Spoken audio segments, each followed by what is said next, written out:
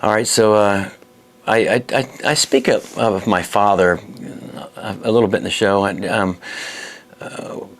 but not a lot. But when you're a kid, you don't really realize, that your dad, he goes to work and you go to school, and you don't really realize what your dad, does at work. He just goes to work.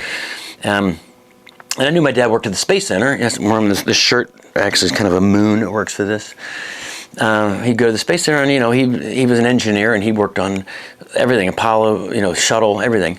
So I'm a kid, I don't know. I would go to launches, and I just wanted to watch Brady Bunch and whatever in his office. I didn't care about watching a launch. And one day my dad came home, and he's all stressed out. And I said, well, what are you stressed out about? And he says, work. And I said, what are you working on? And I never forget this. My dad's like, well, we're trying to figure out a way to get.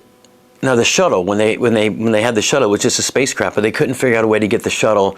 They wanted to first see if they could land it, right? So it was a spaceship, but it didn't take off. They had to strap it to rockets to get it up in the space. And then when they released it, they wanted to see if it would fly, right?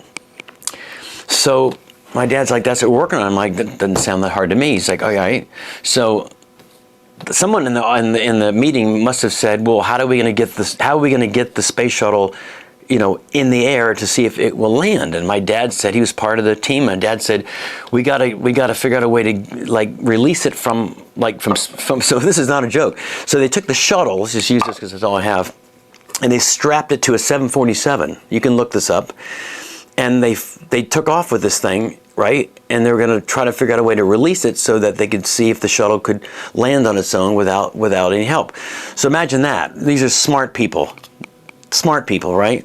So not only did they engineer the clamps that held it on, that alone is pretty cool, right? Because you have to have clamps that's going to hold a space shuttle that weighs 1 billion pounds onto a 747. Like, how do they even come up with this? Probably lunch breaks with booze, I'm thinking. But then they had to figure out a way to release it, right? So when they released the things that my dad and them made from scratch, they didn't know if if they released it, one, if it would, or two, if it would just crash. It might have just gone right into the 747.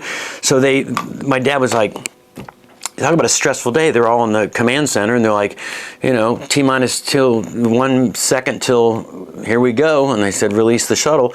And sure enough, it released, and it came down, and they landed in Andrews Air Force Base in California. And that was another thing. They couldn't land it at a normal airport because they didn't know how long they needed of a runway for the shuttle to land without it, running out of runway. So they landed in a desert in the middle of Andrews Air Force Base that had like 18 miles of runway, and sure enough, it landed, and they got back, and then they said, now we got to get it back to the Space Center, get it back on there, and now we got to figure out a way to get the thing in space. So they strapped it to rockets, and they shot up the space shuttle.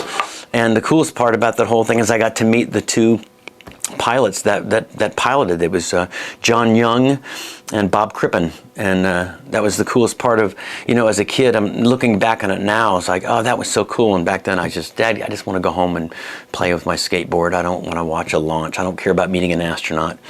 And looking back on it now, I was a lucky little fucker. Got to meet a lot of cool people. And I think John Young is no longer with us, but I'm not quite sure if Bob Crippen is, but he was the co-pilot, and they pulled it off. My dad pulled it off. NASA pulled it off. Cool, right? That's cool shit.